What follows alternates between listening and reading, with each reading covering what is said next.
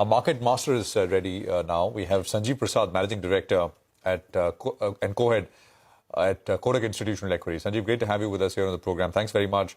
You know, in your latest note, you write that the RBI may be forced to hike rates much more than what it would do if it was only trying to tackle, local inflation and trying to sort of cover its mandate. But the big problem is that, you've got developed central banks led by the Fed raising rates quite substantially, and that will exert upward pressure rates here as well. Do you have any sort of a broad sense of how much, what is the extent of rate hikes we'll have to do? Because there is a currency, there is consequently imported inflation. Your sense, Sanjeev? Too many variables out there. So our earlier view was that, we could get away with a shallow interest rate cycle this time around, and policy rates would have gone up to 5.75 to 6%. When I say policy rate, repo rate, from a bottom of 4%. But now it looks like it could be somewhat higher for two factors. One is one which you already mentioned about RBI being forced, to react to whatever the US Fed is doing in terms of raising rates much faster than whatever the market had thought about earlier. So if you look at the US Fed rate expectations in June, somewhere the market was assuming the peak would be somewhere about 3.5%. Now with that expectation has gone to more like 4.75%. It will stay there for a longish period of time. And given the strength in the dollar because of the US Fed tightening well ahead of other central banks, I guess every other central bank will be forced to in a way manage the external situation / currency also. So just not a case of inflation, it's just also the external situation and the hemorrhaging which the currencies are facing against the US dollar that they have to manage. On the second point about domestic inflation, I don't know. I mean, earlier I was quite hopeful that food inflation will start coming off pretty sharply in the second half of the current financial year. Given the quality of monsoon this time around, it looks like that may not be the case. Anyway, we'll see over the next 2-3 months we'll have a better handle on that. But that's also one more risk I'm seeing, that food inflation could be slightly on the higher side. So if I put everything together based on domestic inflation is slightly higher compared to what we assumed earlier, plus, the external situation, it looks like we are looking at a policy rate closer to 6.5%. And I hope nothing goes wrong on the oil front. Thankfully, oil is at $85 a barrel, which is giving us a lot of breathing space, both in terms of inflation as also CAD and cash/POP. So hopefully it stays there. Otherwise, this equation may change for the worse if oil goes up to 100, 110 kind of a number. Sanjeev, good morning. So in current environment, what is the portfolio stance? I mean, what kind of stocks do you want to buy? What kind of stocks do you want to avoid? Sit on cash. It's a tough one, to be honest with you, because the defensives, the so-called defensives, whether it is, consumer staples or pharmaceuticals, at least consumer staples, none of them are really cheap. Many of them have, in terms of multiples, seen an expansion over the last 3 years. If you compare, for example, multiples of any of the consumer staple names in March 19 and current 12-month forward P. And why I'm using March 19 as a base, because, roughly bond yields were at similar levels at that time, 10-year G-Sec was somewhere about 7.3, 7.4%. Multiples have actually gone up over this time frame. So obviously, given the valuation issue, even consumers, I'm not sure there's such a great defensive from a valuation standpoint. They will probably hold up probably better than the rest of the market. Pharma looks okay. Valuations are reasonable, I would say. Domestic pharma businesses are doing actually quite well. So there is some, I guess, chances stocks holding up relatively better over there. IT is probably starting to look more interesting given the derating which it has seen and the tailwind you could get from the currency side, which could offset some of the negatives of somewhat weaker demand. So there are the three pockets, I assume, where you have some, hopes of, I guess, preserving capital. Everything else will probably get hit. Banks is a tricky one because, from a valuation standpoint, they look actually quite reasonably valued.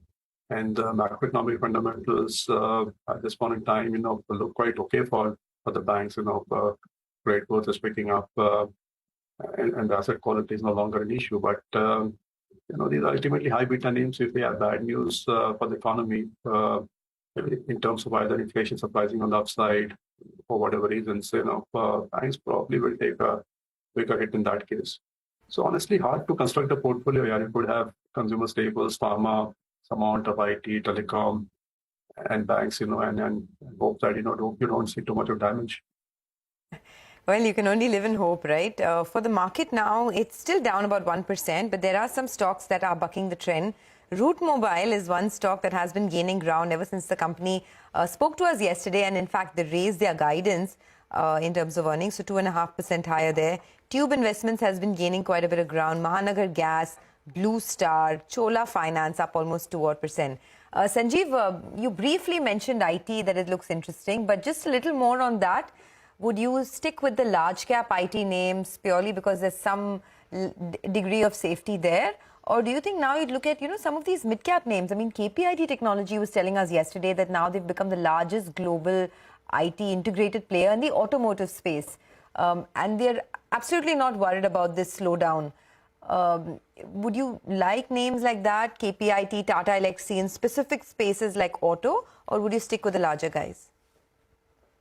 The mid-cap IT companies, they have their own strengths in certain pockets. So if you are seeing those pockets holding up reasonably well, that is demand from those pockets holding reasonably well, then you're okay. But I would assume there is some sort of a broad-based slowdown when it comes to IT spending in calendar 2023, depending on how deep the US slowdown is, and God forbid even a recession. So clearly, discretionary spending by IT companies will get cut.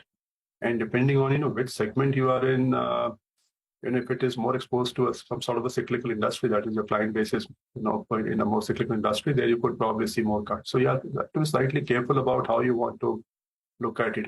The larger IT companies, they have fairly wide exposure to a bunch of sectors, so their impact may be somewhat more mitigated depending on what sector exposure they have. For example, let's say healthcare exposure may be somewhat better compared to having exposure to the banking sector. So it depends what you have. So for mid caps, specifically you'll have to look at where is the client concentration, and then accordingly take a call. Valuation wise, everything else is actually looking quite okay because you have seen a fairly deep de-rating over there. You could see some earnings upgrades on the back of where the rupee is currently. And you factor in the concentration risk for specific companies, and then accordingly take a call. Sanjeev, you and your team put out a very interesting note. The title was, of course, it caught a lot of attention. Will everybody in India drive a Maruti only? Was the title of the note. And you said that your reverse DCF valuation exercise for Maruti stock showed that the stock is implying absolutely improbable volumes in the medium term. 1.2 crore in FY42 and 3 crore plus in FY52, which is even higher than China's peak annual volumes. Now, just 2 points. One, does this account for the premiumization drive, which Maruti has of course been talking about, and second, are you seeing this kind of just volume-led sort of dislocation in other stocks, other companies as well, or just Maruti? Go on. No, I think you would see that same thing in sectors which have sort of a finite size. India, everything will grow for a very long period of time, but I'm making a distinction. For example, consumer staple companies could have a much longer runway of growth, compared to, let's say, a cement or a auto company. For example, if you look at two-wheelers, for example, you're already seeing household penetration somewhere about 60%. So I assume growth will clearly slow down from here. Maruti, obviously, four-wheeler penetration hardly anything in India. It will grow for a very long period of time. But it's just that what the stock is factoring in. It's very hard to reconcile that with the with the kind of volumes India could have on, let's say, 20-30 year basis. So whatever the enterprise value of Maruti is currently, if you do some sort of a reasonable reverse valuation exercise, that's what the numbers are turning out to be. And if you look at the profitability numbers, in fact, we are assuming somewhere about 100,000 rupees or 1 lakh rupees EBITDA per vehicle in the outer years. The peak EBITDA per vehicle for Maruti was about 68,000, if I remember correctly, in FY 18 or 19, something like that. So our assumptions are not very conservative when it comes to profitability. So in a way, we are building in, all sorts of optimism about, higher profitability, whether it is premiumization or whatever it is, So it's already factored in. So if I actually bring down the profitability numbers, the implied volume numbers will be even higher, which is absolutely impossible, given the fact that at peak volumes for China were somewhere about 25 million vehicles. So it's impossible. Maruti itself will be doing about 30 million vehicles, Obviously, they've got a place also in India. And the other issue for Maruti is, it is talking of premiumization, but, its strong point still remains the entry-level segment, and if you look at the SUV segment, which is the next segment, the compact SUV segment, Maruti has lost a lot of market share over there. So I think the more immediate challenge for Maruti is, to get its market share back in the SUV segment. And clearly, we have seen a big market shift away from hatchback to the, to the SUV segment. Absolutely. So Maruti has some challenges currently, I would say. No, I completely agree. I mean, this challenge in the SUV segment is real, right? There's already well-entrenched players like the Creta, Seltos, etc. And now you have the Toyota Hyryder, the Skoda Kushaq. And to be fair, Maruti, the pricing of the Grand Vitara, we were discussing this yesterday, is not great. I mean, it's not as attractive enough to allow it to penetrate this segment in a big way, right? Take that point. One way of gauging consumption perhaps is to look at credit card spends. So I just wanted your thoughts before we move on to the next guest, which is the management of SBI Cards that's joining in.